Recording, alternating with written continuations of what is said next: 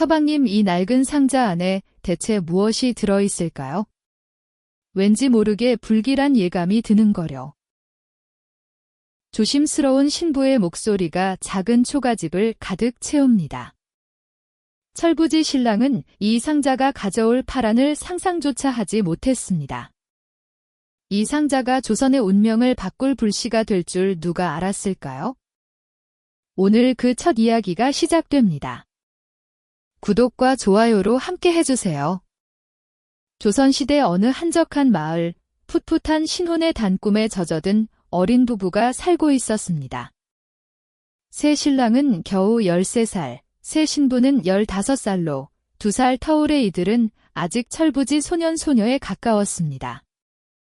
장난기 가득한 눈빛의 신랑과 차분하고 지혜로운 신부. 비록 나이는 어렸지만 서로를 의지하며 하루하루 행복한 신혼을 보내고 있었죠. 특히 신랑은 호기심 많고 엉뚱한 구석이 있어 신부에게 종종 웃음을 안기곤 했습니다.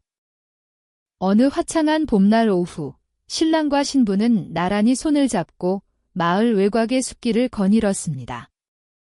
따스한 햇살이 나뭇잎 사이로 쏟아져 내리는 고즈넉한 오솔길은 이들의 풋풋한 사랑 이야기를 더욱 아름답게 만들었습니다. 제잘제잘 이야기꽃을 피우며 걷던 그때 신랑의 눈에 무언가가 포착되었습니다. 길가 풀숲 한켠에 흙에 반쯤 파묻힌 채로 낡은 나무 상자 하나가 모습을 드러낸 것이었죠. 부인, 저것 좀 보시오. 저게 무엇이오? 호기심 가득한 신랑의 목소리에 신부도 고개를 숙였습니다. 오래된 나무 상자는 흙먼지로 뒤덮여 있었고 사가서 거친 표면에서는 오랜 세월의 흔적이 고스란히 느껴졌습니다. 신랑은 마치 보물이라도 발견한 듯 들뜬 표정으로 흙을 헤치기 시작했습니다. 신부는 그런 신랑을 걱정스러운 눈빛으로 바라보면서도 함께 상자를 땅에서 들어 올리는 것을 도왔습니다. 예상보다 묵직한 상자를 들고 부부는 설레는 마음으로 초가집으로 향했습니다. 신랑은 벌써부터 상자 안의 내용물을 상상하며 싱글벙글 웃었고 신부는 알 수 없는 불안감에 휩싸여 상자를 한 번 더 쳐다보았습니다. 과연 이 낡은 상자 속에는 무엇이 들어있을까요? 이 평화로운 신혼부부의 일상에 어떤 변화를 가져올까요? 상자는 그렇게 그들의 정갈한 대청마루 위에 조용히 놓였습니다. 대청마루 한가운데 놓인 낡은 상자를 부부는 조심스럽게 마주했습니다. 신랑의 눈은 호기심으로 반짝였지만 신부는 어딘가 모르게 불안한 표정으로 상자의 묵직한 무게를 가늠하는 듯했죠. 이내 신랑은 상자에 덮인 흙먼지를 손으로 털어내며 뚜껑을 열려 했고 신부 역시 옆에서 숨죽이며 그 모습을 지켜보았습니다. 삐걱이는 소리와 함께 마침내 상자의 뚜껑이 열리자 안에서는 오래된 종이 냄새가 물씬 풍겨나왔습니다. 상자 안에는 빛바랜 천 조각과 함께 두툼한 서책 한 권이 고이 놓여 있었습니다. 종이는 세월의 흔적을 고스란히 담고 있었지만 글자는 꽤 선명하게 남아 있었죠. 신랑은 마치 금은보화를 기대했던 듯 살짝 실망한 기색을 내비쳤습니다. 이게 다인가요, 부인? 낡은 종이 몇 조각과 책 한 권이라니, 허허. 하지만 신부는 지혜로운 눈빛으로 서책을 집어들었고 이내 고요한 집중 속으로 빠져들었습니다. 서책의 제목을 읽어 내려가던 신부의 얼굴에는 놀라움과 함께 깊은 호기심이 스쳤습니다. 서방님, 이 책은 화약을 제조하는 방법이 적힌 서책인 듯해요. 그 말에 신랑은 눈을 휘둥그레 뜨고는 신부의 옆으로 바싹 다가앉았습니다. 화약이라니 그저 멀고 먼 병사들이나 다루는 위험한 물건인 줄로만 알았는데 이렇게 눈앞에 그 제조법이 놓여 있다니 그야말로 꿈같은 이야기였죠. 신부는 조심스럽게 서책의 페이지를 넘겨가며 어려운 한자들을 해독하기 시작했습니다. 염초, 유황, 숫. 낯선 이름들과 복잡한 그림들이 가득했지만 신부의 지혜는 끈기 있게 그 의미를 찾아나갔습니다. 신랑은 옆에서 연신 부인 이게 무엇이요? 이건 또 뭐에 쓰는 물건이요? 하고 물어보며 철부지 같은 호기심을 감추지 못했죠. 신부의 설명을 들을 때마다 신랑의 눈은 더욱 크게 빛났습니다. 몇 날 며칠을 서책에 매달려 공부한 끝에 부부는 점차 화약 제조법에 대한 윤곽을 잡아가기 시작했습니다. 신부는 어려운 개념들을 차분히 이해하며 신랑에게 설명해 주었고, 신랑은 신부의 설명을 듣고 상상하는 것만으로도 잔뜩 신이 나 있었죠. 특히 펑 하고 터지는 화약의 위력에 대한 부분에서는 신랑의 눈이 반짝이며 어린아이처럼 몸을 들썩였습니다. 부인 이리도 신기한 것이 있다니요. 이것만 있으면 세상 어떤 짐승도 무섭지 않을 것 같지 않습니까? 신부의 표정은 신랑처럼 마냥 해맑지만은 않았습니다. 그녀의 마음속에는 알 수 없는 불안감이 자리 잡고 있었죠. 이 위험한 기술을 익히는 것이 과연 옳은 일인지, 자신들의 평화로운 일상에 어떤 영향을 미칠지 알 수 없었기 때문입니다. 하지만 신랑의 천진난만한 열정과 호기심은 그 모든 불안을 잠시 잊게 할 만큼 강렬했습니다. 신부는 결국 신랑의 눈빛을 마주하며 미소를 지었습니다. 서방님, 정말이지 화약을 만들고 싶으신가요? 신부의 조심스러운 물음에 신랑은 고개를 끄덕이며 당당하게 말했습니다. 그럼이요, 부인. 이토록 신비로운 것을 어찌 그냥 지나칠 수 있겠소? 우리가 직접 만들어 보면 얼마나 놀라운 일이 벌어질지 상상만 해도 가슴이 벅차오르오. 그의 눈빛에는 세상을 다 얻은 듯한 열정이 가득했습니다. 신부는 결국 더 이상 말릴 수 없다는 것을 깨달았죠. 그렇게 부부는 화약을 직접 만들어 보기로 결심했습니다. 신랑은 벌써부터 화약으로 무엇을 할지 즐거운 상상에 빠져 연신 웃음을 터뜨렸고, 신부는 그런 신랑을 보며 한숨을 쉬면서도 자신 역시 미지의 세계로 발을 들이는 것에 대한 묘한 설렘을 느끼고 있었습니다. 이제 이들의 신혼생활은 더 이상 평범하지만은 않을 것 같았습니다. 조용하던 초가집에는 폭발적인 변화의 씨앗이 심어진 셈이었죠. 며칠 후 신랑의 아버지는 대청마루에서 책을 읽는 신혼부부의 모습을 흐뭇하게 바라보았습니다. 철부지 아들이 책이라도 붙잡고 앉아있으니 그저 기특할 따름이었죠. 아버지는 큼지막한 기침을 한 번 하고는 그래 유나. 부인과 함께 학문에 매진하는 모습이 참으로 보기 좋구나. 늦게나마 그를 깨치려 노력하는 모습이 진정 장하구나. 하며 흐뭇한 미소를 지었습니다. 신랑은 얼떨떨한 표정으로 고개만 끄덕였고 신부는 애써 웃음을 참으려 입술을 깨물었죠. 아버지는 아들과 며느리가 그저 학문에 열중하는 줄로만 알았습니다. 낡은 서책을 펴놓고 밤늦도록 고개를 맞대고 있으니 그 모습이 영락없는 학구열로 보였던 거죠. 무릇 사내라면 학문이 근본인 법. 부인에게 더 많은 것을 배우도록 하거라. 우리 가문에 유학자가 나오는 것도 이제 꿈만은 아니겠구나. 아버지는 뿌듯함에 어깨를 으쓱였고 부부는 서로를 보며 눈빛을 교환했습니다. 이래저래 오해가 쌓여가는 순간이었죠. 아버지의 칭찬 아닌 칭찬에 신랑은 괜히 으쓱해져서 어깨를 들썩거렸고 신부는 왠지 모를 죄책감과 동시에 이 상황이 너무나도 재밌어서 입꼬리가 살짝 올라갔습니다. 아버지는 세상 모르고 기뻐하며 사랑채로 돌아갔고 부부는 이제 본격적으로 화약 재료를 구하기 위한 계획을 세우기 시작했습니다. 하지만 이들이 과연 그 위험한 화약을 무사히 만들 수 있을까요? 그리고 아버지의 오해는 언제쯤 풀리게 될까요? 새 신랑과 새 신부는 아버지의 눈총에서 벗어나자마자 서로 마주보고 키득거렸답니다. 이 서방은 어깨를 으쓱이며 허허, 부인. 나의 학구열에 아버님께서 감동하신 모양이오. 이대로라면 장차 내가 과거에 급제하여 가문을 빛낼 것이오. 하고 너스레를 떨었지요.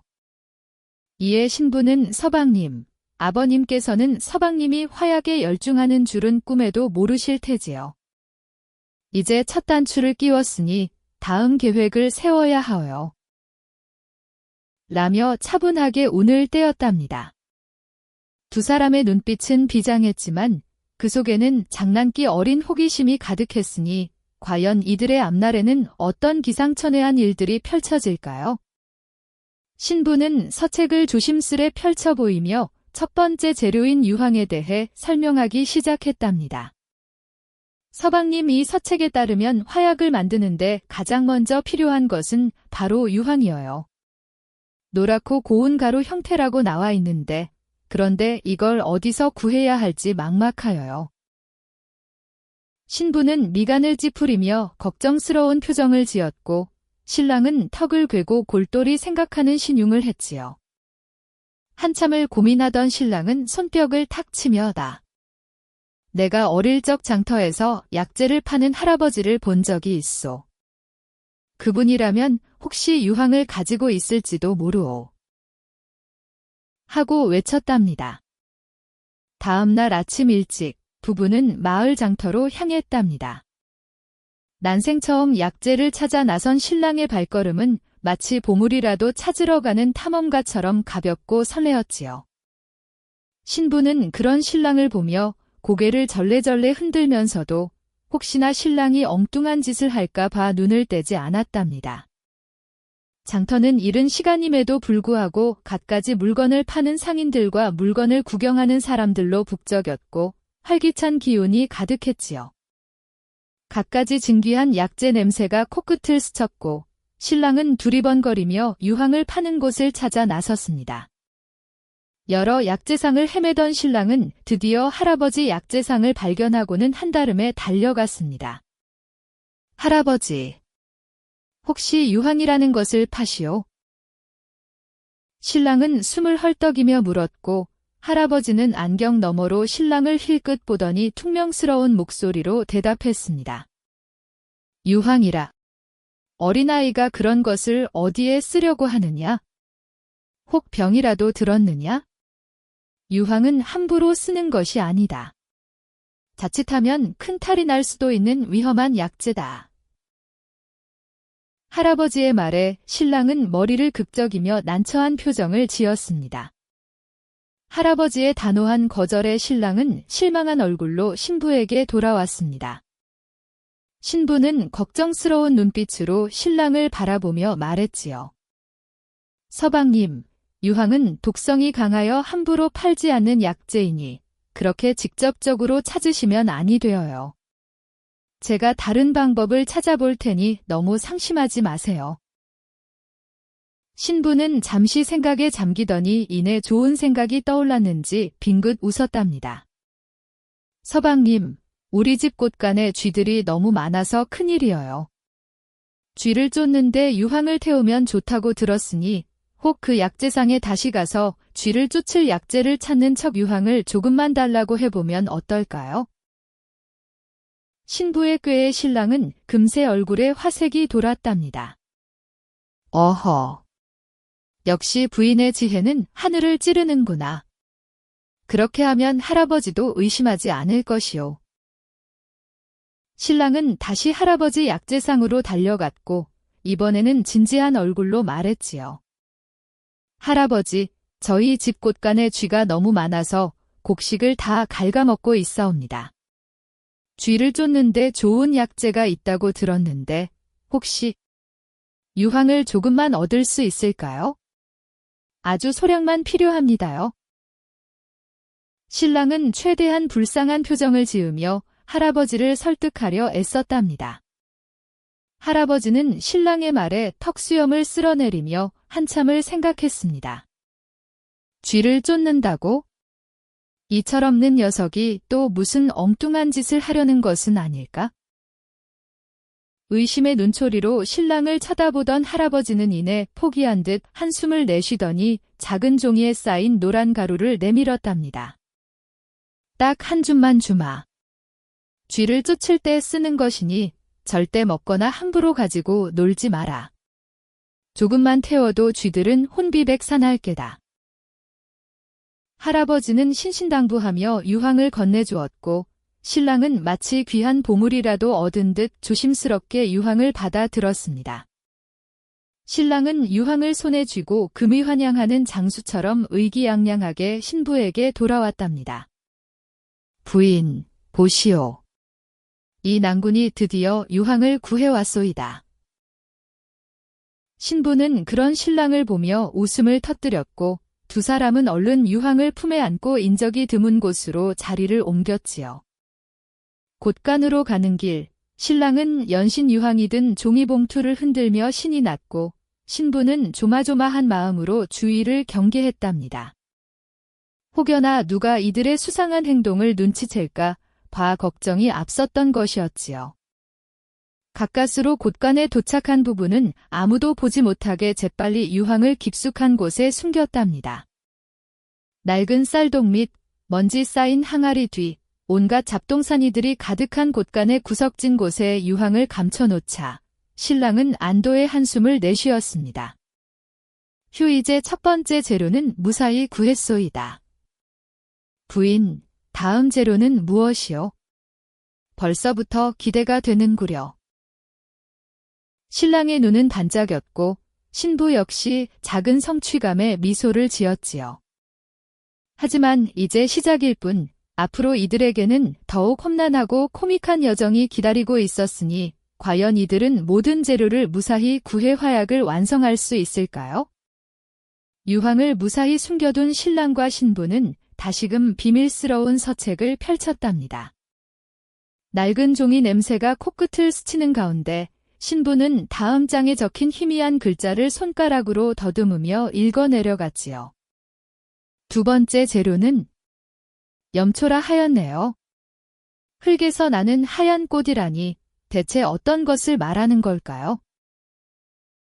신부의 목소리에는 호기심과 함께 작은 걱정이 스며 있었고 옆에서 눈을 반짝이던 신랑은 궁금증을 참지 못하고 얼른 신부의 어깨너머로 서책을 들여다보았답니다. 그들의 눈빛은 마치 숨겨진 보물을 찾아 나선 어린 탐험가들처럼 빛나고 있었죠. 염초라, 흙에서 나는 하얀 꽃이라. 분명 이 또한 흔치 않은 재료일 터인데 어디서 구할 수 있을꼬? 신랑은 머리를 극적이며 고민에 잠겼습니다. 지난번 유황을 구할 때의 어려움을 벌써 잊은 것인지 그의 표정은 여전히 천진난만했죠. 신부는 차분하게 서책에 적힌 설명을 다시금 되뇌었습니다. 흙이나 동물의 배설물이 쌓인 곳에서 주로 발견된다고 하네요. 특히 마른 흙 위에 하얗게 결정처럼 맺히는 것을 염초라고 부른답니다. 그녀의 설명에 신랑은 눈을 동그랗게 뜨며 더허, 그럼 어딘가 지저분한 곳에 숨어있다는 말이로구려 라며 엉뚱한 결론을 내렸답니다. 지저분한 곳이라. 신랑은 턱에 손을 대고 깊은 생각에 잠긴 척했지만 사실 그의 머릿속은 온통 어떻게 하면 재밌게 염초를 찾아낼까 하는 철부지 같은 상상으로 가득했죠. 그는 갑자기 눈을 번뜩이며 말했습니다. 그래. 지난번에 한약방 할아버지에게 물어보니 이 마을 외곽에 숯을 굽는 숯가마가 있다고 하였소.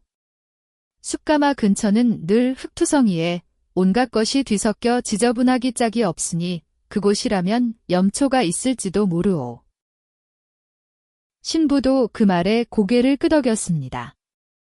숯가마는 흙과 재, 그리고 오랜 시간 묵은 흔적들이 가득한 곳이니 혹시 그곳에 염초가 있을지도 모른다는 일말의 희망이 샘솟았답니다. 다음 날 아침 일찍 신랑과 신부는 숯가마를 향해 발걸음을 재촉했습니다. 마을 사람들의 이목을 피하려 일부러 인적이 드문 뒷길을 택했고 혹시나 누가 알아볼까 봐 삿갓을 깊숙이 눌러쓰고 걸었지요. 산길을 오르는 동안 신랑은 부인, 숫가마 노인은 분명 아주 무시무시한 얼굴을 하고 있을 거요. 검댕이 잔뜩 묻은 얼굴로 우리를 노려볼지도 모르지. 라며 익살스럽게 신부를 놀렸고, 신부는 그런 신랑의 장난에 피식 웃으면서도 혹시 모를 상황에 대비해 긴장의 끈을 놓지 않았답니다. 숲길을 따라 걷는 그들의 모습은 마치 비밀 임무를 수행하는 요원들 같았어요. 한참을 걸어 드디어 숫가마가 보이는 언덕에 도착했습니다. 검은 연기가 뭉게뭉게 피어오르는 모습이 멀리서도 뚜렷하게 보였고 주변은 온통 검은 흙과 숯조각들로 뒤덮여 있었지요. 매캐한 숯냄새가 바람을 타고 불어와 코끝을 찔렀지만 신랑은 콧노래까지 흥얼거리며 발걸음을 재촉했습니다. 와, 정말 지저분한 곳이로구려. 염초가 숨어있을 만한 곳이 틀림없소. 그의 눈은 흥분으로 가득했지만 신부는 조금 망설이는 기색이었습니다. 왠지 모르게 불길한 예감이 스쳐 지나갔지만 이미 여기까지 온 이상 물러설 수는 없었답니다. 숫가마에 다가가자 그곳에서는 등 뒤로 땀을 흥건히 흘리며 열심히 숯을 정리하고 있는 한 노인이 보였습니다. 그는 온몸에 수검댕이를 뒤집어 쓴 채 거친 숨을 몰아쉬고 있었는데 그 모습이 마치 동화 속 숲의 도깨비 같기도 했답니다. 신랑은 용기를 내어 노인에게 다가가 인사를 건넸습니다. 할아버지, 안녕하시오이까? 노인은 느릿하게 고개를 돌려 부부를 쳐다보았는데 그의 눈빛은 짙은 수염과 수검댕이 때문에 더욱 형형하게 빛났습니다. 험상궂은 인상의 신부는 저도 모르게 신랑의 옷자락을 꽉 움켜쥐었지요. 숫가마 노인은 쉰 목소리로 무슨 일로 이곳까지 오셨습니까, 도련님? 하고 물었습니다. 신랑은 잔뜩 긴장했지만 이내 허세를 부리며 말했지요. 할아버지, 다름이 아니라 저희가 특별한 흙을 찾고 있소이다. 하얗게 결정이 맺히는 아주 신기한 흙 말이오. 신랑의 말을 들은 노인은 못마땅한 듯 코웃음을 치며 말했습니다. 하얀 흙이라 하셨습니까? 이곳에 그런 것은 없사옵니다. 여기가 무슨 눈밭이라도 되는 줄 아셨는지요? 쓸데없는 말씀 마시고 이만 돌아가시지요. 신부는 노인의 완강한 태도에 당황했지만 신랑은 포기하지 않고 더욱 열변을 토하기 시작했답니다. 할아버지, 제발 한 번만 도와주시오. 이 흙이 있어야 저희 집안의 대대로 내려오는 비법 약재를 만들 수 있소이다. 귀한 약재라 함부로 말할 순 없지만 저희에게는 꼭 필요한 것이라오. 신랑은 온갖 가머니설을 동원하며 노인을 설득하기 시작했습니다. 그의 눈빛은 진지한 듯하면서도 어딘가 능청스러웠고 신부는 그 모습에 웃음을 참느라 애를 먹었지요. 노인은 영 못 믿어온 눈초리로 신랑을 훑어보더니 약재라 하셨습니까? 도련님들께서 무슨 약재를 만드신다 하시는지요? 허나 그런 것은 이곳에는 없사옵니다. 그러면서도 고개를 설레설레 저었지만 신랑의 끈질긴 설득에 노인의 표정에는 조금씩 변화가 일기 시작했습니다. 쯧쯧, 하여간 도련님들 고집이 보통이 아니시구려. 대체 그 하얗다는 흙이 무엇인지나 알고 찾으시는 것이옵니까? 노인은 마지못해 지친 목소리로 물었습니다. 신부는 재빨리 앞으로 나서서 공손하게 대답했습니다. 할아버지, 서책에 이르기를 보레된 흙이나 벽에서 하얗게 피어나는 결정체라 하였으니 혹시 이곳 숫가마 근처에도 그런 흙이 있지 않을까요? 신부의 조리 있는 설명에 노인은 잠시 생각에 잠겼습니다. 숫가마는 흙벽으로 되어 있고 오랜 세월 숯을 굽는 열기로 인해 특정 미생물이 번성하여 염초가 피어나는 경우가 있었기 때문입니다. 노인은 어딘가 구석진 곳을 가리키며 퉁명스럽게 말했습니다. 저기 저 구석에 오래된 흙무더기가 있긴 하다만 그걸 어쩌자고. 쓸모없는 흙일 텐데. 노인이 가리킨 곳을 보니 정말로 숯가마의 가장자리, 낡은 흙벽 아래에 희끗희끗한 결정체가 섞인 흙무더기가 보였습니다. 신랑은 저것이 바로 염초인가? 하고 외치려다 신부의 눈치를 보고 겨우 입을 다물었지요. 신부는 서둘러 할아버지, 괜찮으니 조금만 퍼주실 수 있으실까요? 저희에게는 아주 귀한 흙이랍니다. 하고 부탁했습니다. 노인은 여전히 탐탁지 않은 표정이었지만 더 이상 신랑이 할 기운도 없었는지 마지못해 삽으로 흙무더기에서 하얀 결정이 섞인 흙을 조금 퍼주었습니다. 그것은 마치 하얀 서리가 내린 듯 희고 고운 가루 같았답니다. 드디어 염초, 즉 두 번째 재료를 손에 넣은 신랑은 기쁨을 감추지 못하고 방방 뛰었습니다. 부인, 보시오. 드디어 염초를 구했소이다. 이 몸의 뛰어난 언변과 지혜로움을 보시오. 신부는 웃음 지으며 그의 어깨를 두드렸고 노인은 그런 철없는 부부를 보며 혀를 끌끌 찼습니다. 쯧쯧, 저 꼬맹이들이 대체 저 흙으로 뭘 하려는지 귀한 줄도 모르고. 노인의 투덜거림을 뒤로하고 신랑과 신부는 다시금 산길을 따라 조심스럽게 집으로 향했습니다. 염초가 든 종이봉투를 품에 꼭 안고 그들의 얼굴에는 뿌듯함과 다음 단계에 대한 설렘이 가득했습니다. 집으로 돌아온 부부는 아무도 모르게 곳간으로 향했습니다. 지난번 유황을 숨겨둔 곳 옆 낡은 쌀독 뒤편에 조심스럽게 염초가 든 봉투를 놓았지요. 하얀 염초와 노란 유황이 나란히 놓인 모습을 보니 두 사람의 마음은 더욱 들떴습니다. 부인 이제 두 가지 재료가 모였소이다. 화약이 되는 날이 머지않았구려. 신랑은 흥분한 목소리로 말했고 신부는 고개를 끄덕이며 미소 지었습니다. 하지만 그들의 앞에는 아직 마지막 재료인 숯이 남아 있었으니 과연 이들은 마지막 재료까지 무사히 구해내어 꿈에 그리던 화약을 만들어낼 수 있을까요? 드디어 세 가지 재료 중 두 가지, 즉 유황과 염초를 확보한 신랑과 신부는 마지막 재료인 숯을 어떻게 구할지 머리를 맞대고 고민했습니다. 신랑은 호기롭게 부인, 수치야 우리 집 아궁이에도 지천에 널렸소. 밤새워 장작을 태워 직접 만들어 보겠소. 하고 말했습니다. 하지만 신부는 고개를 저으며 조용히 속삭였습니다. 서방님, 우리가 화약을 만들려는 것을 아무에게도 들켜서는 안 돼요. 아궁이에 불을 지피고 숯을 만든다면 연기가 피어올라 금세 들킬 것이와요. 조용히 아무도 모르게 숯을 얻어야 해요. 신부의 침착한 지혜에 신랑은 그제야 납득하며 다시 골똘히 생각에 잠겼습니다. 며칠 뒤 마을 장터에 나선 신부의 눈에 번뜩이는 것이 포착되었습니다. 바로 쌀가게 한쪽에 놓인 검은 숯더미였지요. 그것은 화로에 쓰다 남은 듯한 자투리 수치였는데 양이 많지 않아 사람들의 눈길을 끌지 못하고 있었습니다.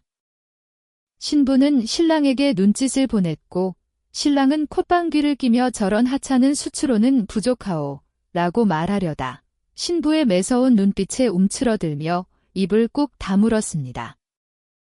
신부는 천연덕스럽게 쌀 한 되를 사는 척하며 쌀가게 주인에게 물었습니다. 주인장 이 숯들은 버리시는 것이어요. 저희 집에 화로가 있는데 혹시 조금만 주실 수 있으신가요? 쌀가게 주인은 고개를 갸웃하며 신부를 바라보았습니다. 허허, 꼬마 아가씨가 숯은 왜? 가져가려면 가져가시오. 버릴 숯이니. 신부는 속으로 쾌재를 부르며 잽싸게 자투리 숯 몇 개를 챙겼습니다. 그렇게 마지막 재료인 숯까지 손에 넣은 신랑과 신부는 발걸음도 가볍게 집으로 돌아왔습니다. 곳간에 도착한 그들은 유황과 염초 옆에 검은 숯을 나란히 놓았습니다. 노란 유황, 하얀 염초, 그리고 검은 숯. 세 가지 색깔의 재료가 모여있는 모습은 마치 오색 찬란한 보석 같았고 두 사람의 가슴은 설렘으로 벅차올랐습니다. 부인, 드디어 세 가지 재료가 모두 모였소이다. 이제 이 서책에 적힌 대로 화약을 만들 차례요. 신랑의 목소리에는 흥분이 가득했습니다. 신부는 고개를 끄덕이며 서책을 펼쳤습니다. 서방님, 여기 서책에 보면 재료들을 아주 고운 가루로 만들고 정확한 비율로 섞어야 한다고 적혀 있어요. 그리고 무엇보다 건조가 중요하다고 강조되어 있네요. 두 사람은 서책을 찬찬히 읽어 내려갔습니다. 화약 제조의 첫 단계는 재료를 곱게 빻는 것이었습니다. 이 서책에는 재료의 분말도를 측정하는 상세한 그림과 설명까지 덧붙여져 있었지요. 신랑은 작은 돌절구를 가져와 유황을 빻기 시작했습니다. 크흡 이렇게 작은 절구라니. 내 힘을 모두 보여줄 수 없잖소. 투덜거리면서도 제법 진지한 얼굴로 유황을 콩콩 빻았습니다. 노란 유황가루가 희뿌연 먼지처럼 피어올랐고 신랑은 콜록거리면서도 멈추지 않았습니다. 그 옆에서 신부는 염초를 조심스럽게 빻고 있었습니다. 그녀는 서책에 나온 그림을 참고하여 염초 결정체가 완전히 사라질 때까지 끈기 있게 작업을 이어갔습니다. 마지막으로 숯 역시 곱게 빻아 검은 가루로 만들었지요. 세 가지 재료가 고운 가루가 되자 이제 서책에 적힌 비율대로 섞을 차례였습니다. 유황 7, 염초 15, 숯 8. 부인, 숫자가 너무 복잡하오. 신랑은 머리를 극적이며 난감해했습니다. 신부는 침착하게 비례를 계산하며 작은 노쇠 접시에 쇠가루를 정확한 양만큼 담아냈습니다. 마치 약재를 배합하듯 신부의 손길은 정교하고 섬세했습니다. 조심스럽게 가루들을 섞어내자 검고 노란색이 섞인 오묘한 회색빛의 가루가 탄생했습니다. 이것이 바로 화약의 첫 모습이었습니다. 이제 마지막 단계, 건조였습니다. 서책에는 바람이 잘 통하고 햇볕이 들지 않는 서늘한 곳에서 재료를 말려야 한다고 적혀 있었습니다. 신랑은 부인, 저번처럼 들키지 않으려면 밤중에 말려야 하오. 하고 제안했고 신부는 고개를 끄덕였습니다. 두 사람은 화약가루를 작은 천 조각에 싸서 곳간에 깊숙한 곳, 낡은 쌀독 뒤편에 숨겨놓고는 다음 날 밤이 되기를 숨죽여 기다렸습니다. 그들의 가슴은 기대감과 함께 미지의 두려움으로 두근거렸습니다. 과연 그들이 만든 이 검은 가루가 정말로 엄청난 힘을 발휘할 수 있을까요? 다음 날 밤이 되자 신랑과 신부는 다시 곳간으로 향했습니다. 건조된 화약가루는 한층 더 검고 고운 빛깔을 띠고 있었습니다. 신랑은 손가락으로 가루를 살짝 집어들고는 냄새를 맡아보았습니다. 아무런 냄새도 나지 않는구려. 이것이 정말 폭발할 수 있겠소? 신부는 작은 숟가락으로 화약가루를 조금 퍼서 노쇠 접시에 담았습니다. 그리곤 불씨를 피울 작은 나무 조각과 도화선처럼 쓸 수 있는 마른 풀줄기를 준비했습니다. 서방님, 이 정도면 충분할 거예요. 우선 소량만 시험해봐요. 신부가 나지막이 말했습니다. 신랑은 잔뜩 긴장한 얼굴로 마른 풀줄기를 화약 가루 더미에 조심스럽게 꽂았습니다. 그리고는 한 번도 해본 적 없는 방식으로 돌멩이 2개를 마찰시켜 작은 불꽃을 일으키려 애썼습니다. 이앗! 으라차차! 그의 손길은 서툴고 조심스러웠지만 눈빛만은 불꽃처럼 타올랐습니다. 몇 번의 시도 끝에 마침내 작은 불꽃이 튀어 올랐습니다. 불꽃은 마른 풀줄기에 옮겨붙어 파지지직 소리를 내며 타들어갔습니다. 신랑과 신부는 숨을 멈추고 그 광경을 지켜보았습니다. 불씨가 화약 가루에 닿는 순간 피이시 기대했던 굉음 대신 겨우 힘없는 연기 한 줄기가 피어올랐습니다. 그것도 잠시, 연기는 금세 사라지고 맙니다. 신랑은 눈을 비비며 다시 보았지만 아무 일도 일어나지 않았습니다. 하! 부인! 이것이 화약이 맞소이까? 이것으로 기왓장을 날릴 수 있겠소? 신랑의 얼굴에는 실망감이 역력했습니다.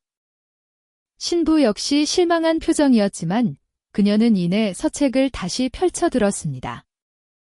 서방님, 실망하기엔 일러요. 서책에 분명 첫 시도에는 실패할 수 있다고 적혀 있어요. 원인을 찾아야 해요.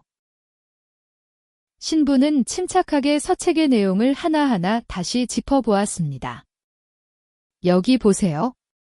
재료는 지극히 고와야 하며 습기가 완전히 제거되어야 한다고 강조되어 있네요. 우리가 빻은 가루가 충분히 곱지 않았거나 혹 건조가 완벽하게 되지 않았을 수도 있어요. 신랑은 고개를 끄덕이며 신부의 말에 귀를 기울였습니다. 그렇다면 다시 빻고 다시 말려야 한다는 말이요? 신랑이 투덜거렸습니다. 하지만 신부는 이미 다음 단계를 생각하는 듯 했습니다. 네, 서방님. 더 곱게 빻고 더욱더 완벽하게 건조시켜야 할 것 같아요. 그리고 여기 보니 재료를 섞을 때는 물을 약간 넣고 반죽하여 덩어리로 만든 후 다시 말리는 과정도 있다고 쓰여 있네요. 아마 이 과정을 거쳐야 더 강력한 화약이 만들어지는 모양이에요. 신부의 설명에 신랑의 눈은 다시금 빛나기 시작했습니다. 두 사람은 다음 날부터 화약 제조의 모든 과정을 처음부터 다시 시작했습니다. 이번에는 절구를 바꾸고 재료들을 더욱더 곱게 빻아냈습니다. 마치 밀가루처럼 부드러운 가루가 될 때까지 끈기 있게 작업을 이어갔지요. 그리고 신부의 지시대로 소량의 물을 섞어 반죽한 후 작은 덩어리로 만들어 다시 햇볕이 들지 않는 서늘한 곳에 널어 완벽하게 건조했습니다. 그들의 끈기와 열정은 첫 실패로 인해 더욱 불타올랐습니다. 과연 다음번 실험에서는 이들이 꿈에 그리던 펑 소리를 들을 수 있을까요? 드디어 모든 준비가 끝났습니다. 잘 건조된 화약 덩어리들은 손가락으로 만져도 부서질 만큼 단단하고 고왔습니다. 작은 실패 이후 더욱 치밀해진 신부의 지휘 아래 신랑은 모든 과정을 완벽하게 수행했지요. 그들의 얼굴에는 피곤함 속에서도 성공을 예감하는 설렘과 비장함이 동시에 서려 있었습니다.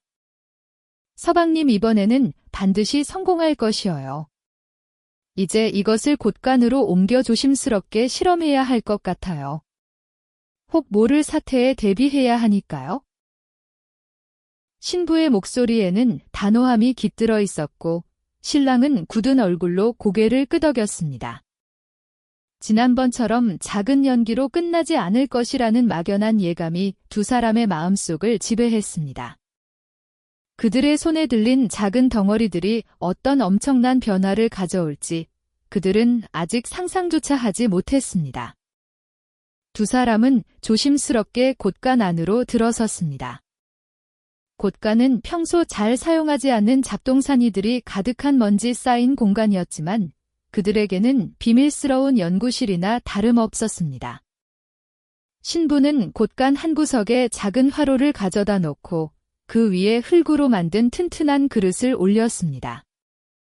그리고는 서책에서 배운 대로 화약 덩어리를 그 안에 넣고 긴 심지를 조심스럽게 연결했습니다. 서방님, 이제 제가 심지에 불을 붙일 것이어요. 서방님은 제 뒤로 멀리 떨어져 있어야 해요. 신부의 말에 신랑은 군말 없이 곳간 문 쪽으로 물러섰지만 그의 눈은 심지에서 한시도 떨어지지 않았습니다. 심장이 쿵쾅거리는 소리가 귓가에 울리고 팽팽한 긴장감이 곳간 안을 가득 채웠습니다. 작은 불꽃 하나가 이 모든 것을 결정할 순간이 다가오고 있었던 것이지요. 신부가 떨리는 손으로 심지에 불을 붙였습니다. 스파크가 튀면서 심지가 타들어가기 시작하자 신부는 서둘러 신랑의 뒤로 몸을 숨겼습니다. 곧가 나는 침묵과 함께 심지가 타들어가는 치익 하는 소리만이 가득했습니다. 1초, 2초, 3초. 시간이 마치 멈춘 듯 길게 느껴졌습니다. 두 사람은 숨을 죽이고 두 손을 꼭 잡은 채 눈을 질끈 감았습니다. 과연 이번에는 성공일까? 아니면 또다시 작은 연기만 피어오를까? 그들의 어린 심장은 터질 듯이 울렁거렸습니다. 순간 작은 불꽃이 화약 덩어리에 닿는가 싶더니 곧이어 거대한 에너지가 폭발했습니다. 귀청을 때리는 엄청난 소리와 함께 세상이 뒤집히는 듯한 충격이 곳간을 강타했습니다. 쾅! 마치 천둥이 땅에 떨어진 듯한 굉음이 마을 전체를 뒤흔들었습니다. 곳간의 나무 지붕은 산산조각 나 하늘로 솟구쳐 올랐고 먼지와 연기가 거대한 버섯구름처럼 피어올랐습니다. 폭발의 충격파는 곧바로 곳간 문을 활짝 열어젖히며 두 사람을 밖으로 튕겨내듯 밀어냈습니다. 신랑과 신부는 엉덩방아를 찍고 풀밭에 나동그라졌습니다. 그들의 얼굴과 옷은 온통 검댕으로 뒤덮였지만 다행히도 크게 다친 곳은 없었습니다. 새신랑 이서방은 눈을 휘둥그레 뜨고 하늘로 날아가는 곳간 지붕 조각들을 바라보았고 새신부 서부인은 그 옆에서 입을 다물지 못했습니다. 그들의 눈빛에는 공포보다는 경이로움과 자신들이 해냈다는 뿌듯함이 묘하게 뒤섞여 있었습니다. 이토록 강력할 줄은 미처 몰랐던 것입니다. 엄청난 굉음에 마을 사람들은 일제히 밖으로 뛰쳐나왔습니다. 이게 대체 무슨 일이요? 불났나? 하늘에서 뭐가 떨어진 것 아니요? 저마다 놀란 표정으로 곳간 쪽을 바라보던 마을 사람들은 연기 구름 속에 서 있는 두 어린 신혼부부의 모습과 지붕이 송두리째 날아간 곳간의 참혹한 광경을 보고 경악을 금치 못했습니다. 이장님부터 시작해서 밭에서 일하던 아낙네들, 심지어 강아지들까지 모두 곳간 앞으로 우르르 몰려들었습니다. 신랑과 신부는 여전히 멍한 표정으로 서 있었고 그들의 주변에는 폭발의 잔해가 흩어져 있었습니다. 온 마을의 시선이 집중된 가운데 가장 먼저 정신을 차린 건 마을에서 제일 입담 좋기로 소문난 김첨지였습니다. 그는 두 신혼부부를 번갈아 보며 기가 막히다는 듯 웃음을 터뜨렸습니다. 크하하하. 아이고, 저것 좀 보소. 이서방, 저게 자네 솜씨인가? 김첨지가 배를 잡고 웃으며 말했습니다. 집을 날려버릴 정도로 대단한 펑, 소리를 냈으니 이제부터 자네는 펑서방이라고 불러야겠어. 그의 말에 다른 마을 사람들도 너도 나도 웃음을 터뜨렸습니다. 펑서방, 펑서방. 순식간에 온 마을에 새로운 별명이 퍼져나갔습니다. 신랑은 자신의 새 별명에 어리둥절한 표정을 지었지만 신부는 피식 웃음을 터뜨렸습니다. 비록 곳간 지붕은 날아갔지만 그들은 드디어 자신들이 꿈꾸던 화약을 만들어냈다는 사실에 뿌듯함을 감출 수 없었습니다. 이날 이후로 철부지 이서방은 온 동네에서 펑서방으로 불리게 되었고 그의 이름 앞에는 늘 지붕 날린이라는 수식어가 따라붙게 됩니다. 엉뚱한 상상력과 지칠 줄 모르는 도전 정신으로 시작된 이들의 좌충우돌 화약 제조기는 이렇게 온 마을을 떠들썩하게 만들며 마무리되었습니다. 곳간 지붕은 다시 얹어야 했지만 이 어린 신혼부부는 그 과정에서 포기하지 않는 끈기와 서로를 믿고 의지하는 법을 배웠습니다. 그리고 무엇보다 세상의 고정관념을 깨고 자신들만의 방식으로 새로운 것을 탐구하는 즐거움을 알게 되었죠.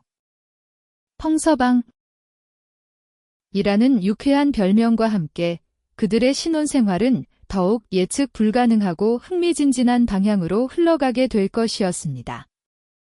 이처럼 평범한 시골 마을의 곳간에서 터져나온 작은 불꽃 하나가 훗날 이들에게 어떤 기상천외한 모험을 선물할지 아무도 알 수 없었습니다.